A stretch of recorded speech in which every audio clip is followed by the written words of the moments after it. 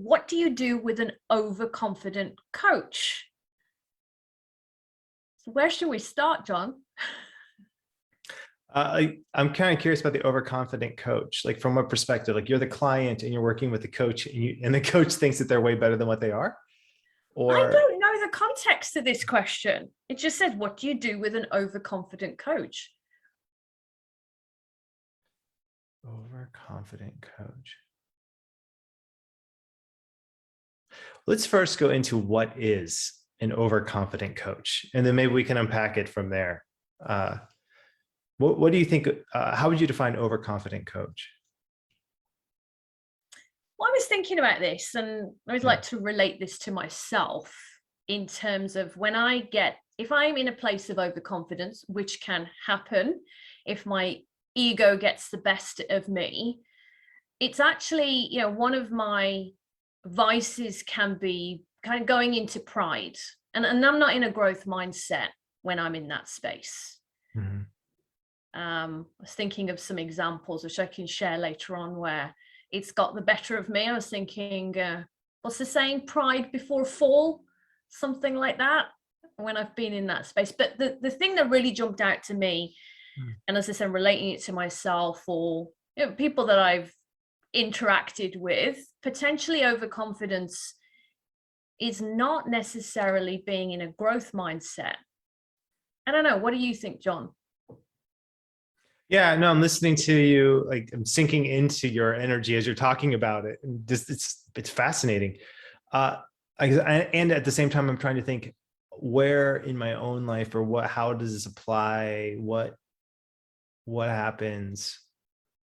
I think there have been a handful of times that I have been overconfident, mostly in terms of giving workshops and sometimes leading courses.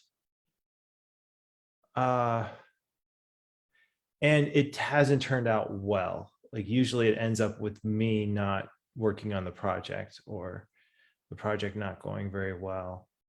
But it's an odd place to be in, thinking like, yeah, I think I'm awesome, but I'm not. I think a lot of times people have the opposite problem, where they think that they're worse than what they are when they're starting out coaching. In terms of coaching world, and people I've trained, I think there isn't sometimes people who have counseling degrees or PhDs or have had a lot of training. They come in and they meet coaching, where coaching is asking people to put down their expertise, but these are people who've basically spent their lives building expertise. And so there's this conflict when they get into training class between, I know my stuff, I know what I'm doing, this is what the client needs to do, but the coaching model says, no, you have to put all of that down. I've seen that happen in that dynamic. And it's amazing when people who have that much expertise get it and can say, look, I can put this expertise down. I need to, and I can pick up that expertise when I need to as well. It's not asking an either in the coaching session. Yes, it's an either or. But outside of a coaching session, and you're looking at the totality of your impact as a human being, it's helpful to have both ideas of, yeah, I'm an expert, I know what I'm talking about, and yes, I can be a coach and be completely empty and let go of all the expertise. I think overconfidence happens when people try to bring expertise into a coaching session, and it just, it's interesting to think of it as overconfidence, because I often think of it as a lack of skill. And maybe instead of overconfidence is thinking I have too much skill, when you don't. There have been times when I've given workshops that I feel like I have way more confidence and I'm just bad. And I feel like I could be so good, and it just doesn't come off well. And I've watched videos of myself do it. It's painful. It's probably the most painful thing like anyone can do, is looking at themselves leading workshops or giving a speech or something, and it's bad. That is really hard. Yeah, that's what I got, Raj. I don't know. I feel like it's an interesting question. I'm kind of curious where it came from. Yeah, I'm curious about that. I guess I'm thinking as well, in your experience in running a organization that trains coaches, Yeah. how does a trainer or an assessor manage that? Right. I feel like we do a really good job of acknowledging the expertise that they have built and honoring it and saying, great, good, you have this. Like, this is a useful thing. Coaching is another gear, it's another toolbox, but it doesn't mean that you have to, find homes for all of your previous tools. You can keep them and uh, use them, embrace them. Coaching can maybe even make them better. And in this coaching space, we're training people to be coaches, which means you have to put down the expertise, which is a lot like going to, let's say, an exercise class where the instructor at the exercise class says, okay, for right here, right now, we're going to be doing this exercise. It would be like going to an exercise class and then saying to the teacher, no, you all are going to be doing this exercise for this 2-hour period of time, but I'm going to be over here doing my own thing and just, my own set of exercises that I've learned how to do before. I mean, that's a lot what it's like when people try to take, like say, well, my experience is awesome, better than this. Like, let me show you how awesome I am. I mean, it would be as ridiculous, it's as ridiculous as someone coming into an exercise space expecting to do a completely different exercise routine. So I think we do a pretty good job of honoring that previous exercise routine. Said, yes, like, you have a great exercise routine, but for now we're going to be doing this one. I think we do a really good job of setting that. And I think we also back it up with, this is what the science says. This is why we're doing this exercise. This is all of the research that says this is a useful thing. That doesn't mean that this is the only useful thing, but it is solid. So what are we doing here? That's my energy around that one. I actually enjoy it when people push back more, but it means they're engaging with it. And at every class I've led, there's a period where it feels like the class, like you win you earn the class's trust. Like, they trust you. They yeah, we're in good hands. We know what we're doing. We're getting stuff out of it. Like, I'm growing as a person. I feel safe. That's really what we're aiming for. There can be a real discomfort for people, can't there? It's almost that the unlearning, letting go of everything, and now you've got to be a beginner again, in a sense. And that can be tough for some of us to embrace. What words of wisdom do you have for people? Yeah, I've been thinking about this too, in terms of marketing and all of it. Like, so in the past 5 years, I've hired maybe a half dozen marketing people to help, just to get eyes on this and figure out, okay, I realize I came at this as a high school Latin teacher. Like, I went from college directly into teaching a dead language. I have zero corporate experience. Like, I didn't go and work, at a consulting firm and got to see a lot of different organizations, or even be in one where I was expected different things. What I have found, though, is because we have, our admin team now has some people who have had corporate experience in this way. There's some distinct advantages to the way that Coach Training EDU runs, because it doesn't come from, there's no, like, we're doing this because this is the way it needs to be done, or this is the way it has been done. It doesn't have, it feels like a school. It feels like more like a school, like a school that has come together, and it's like people are doing things because they need to get done type of feel, like a family business. Like, it is. I mean, that's like a mom pop shop, feels like that in a lot of ways. And I am recognizing the extreme value in those ideas that have happened in the business world, because they're strong and they're good and they matter and they do help. And where I've been spending a lot of time thinking lately is like, what are the unknown unknowns? What are the things that I don't even know that I don't know? Those are the trippy ones. And the marketers, so I have hired these marketers to help, but I realize like 20-30% of what they say is gold. It's like, this is awesome. There's a full 20-30% that if I took that advice and just ran with it without my own input would be very, very bad. And I've learned this and I've done this and it has been very, very bad.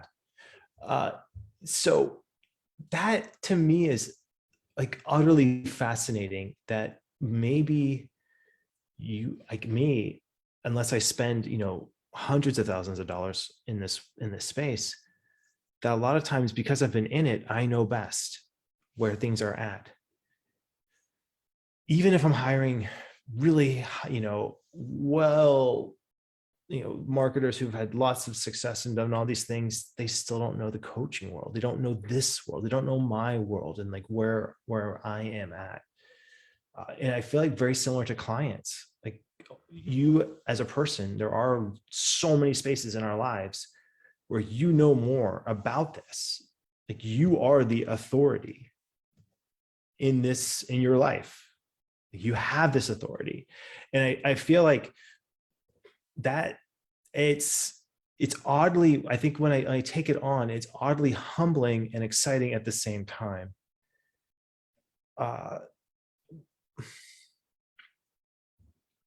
Well, I spend a lot of time in this realm. I really do. And part of me thinks, well, maybe it's because of my background. I'm extra sensitive to what I don't know in the business world. But then I've also done a lot of executive coaching. And I feel like some of the stuff that happens in the executive world is so wildly off. I think, okay, and I have taken workshops with other people in the executive world, and I realized there is a lack of skill set that I've found around empathy or hearing, or it's not this mystic world where people get into it and they suddenly gain amazing communication skills and business savviness. No, that's not true. So that's my take on this. This idea of overconfidence and being able to learn oddly where to trust yourself and then where to ask for help is, gosh, if I could do that. It's wow, that would be amazing. Yeah.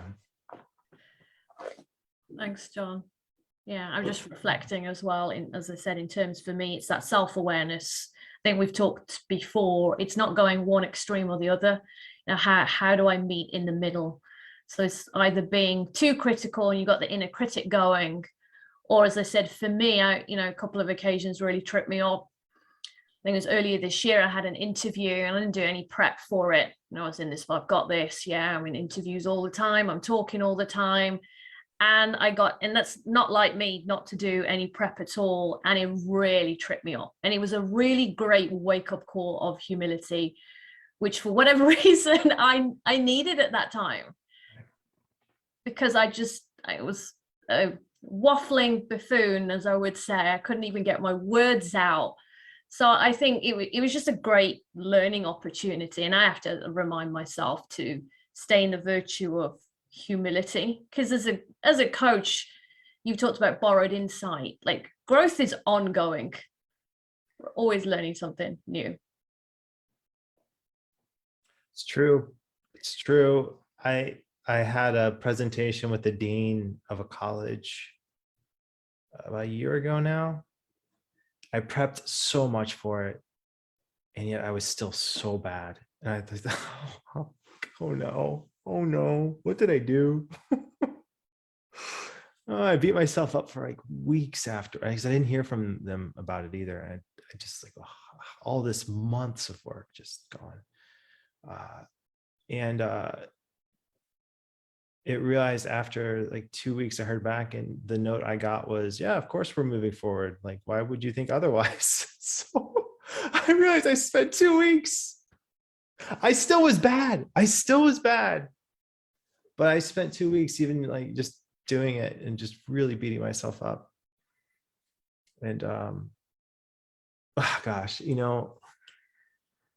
don't know. Raj. I don't know what to do about those situations where I feel like it does take a lot of heart courage to get in there and to put yourself out there, and then to still not perform well, and then to have to pick it up again and keep moving forward.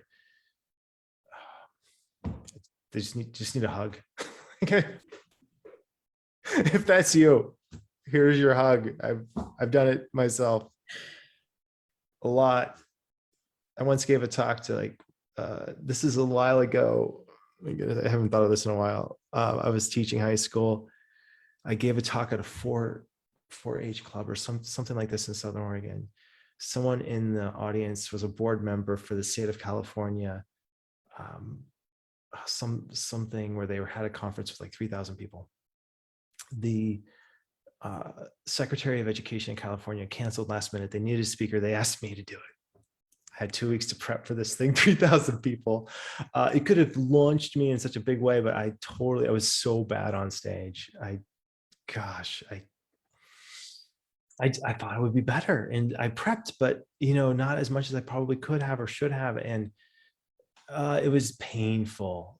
I did okay, but it was painful. And looking back, I think, I don't know. I don't know if I would do it again. If I couldn't relive it again. Now I obviously feel like I have different tools. I would rock it in different ways, but no, I was bad. What about you, Raj? What was the biggest stuff? This brings up, for me, it's just bringing these up. I have like 5 more things.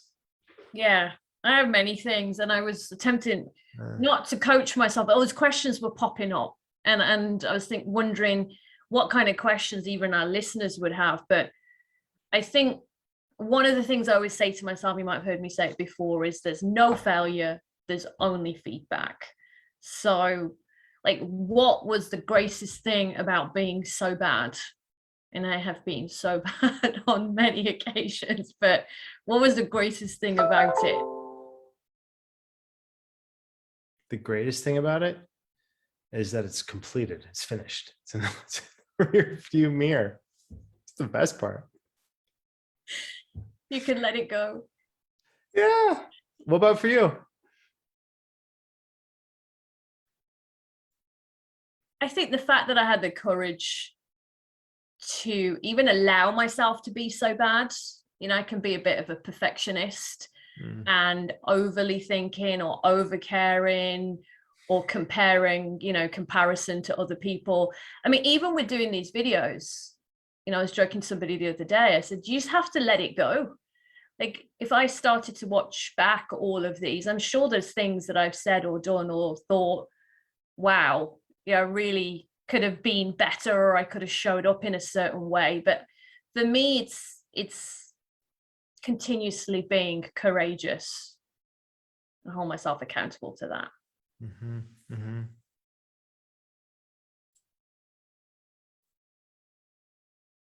Yeah, there's definitely an ouch element around this, where it just, I don't know. I think anyone trying to craft or create anything, you just sign up for it. You just got to sign up for the owies and say, yes, there are things that are going to hurt. Rejection, disappointments, all of it. But having something that you're working towards, again, I think the thing that always got me out was the mission or the movement. Even now, I have some ideas of next project I want to do in 2022. Oh, I am so psyched for it. And it just feels so exciting. There's an element where I think, yeah, it's going to be hard. There's going to be setbacks. It's not going to be all pretty, but it's worth it. And that's what's cool about coaching, is you can find something that's worth even the owie or the failure. So I guess bottom line, my point is, it doesn't, I don't think it serves me or anyone really to try to avoid the ouch as much as it's come up with a clear plan, a clear idea a clear meaning, that makes the out worth it. And if you have that, it's much easier to get up, do it again, rinse and repeat, learn, and let go.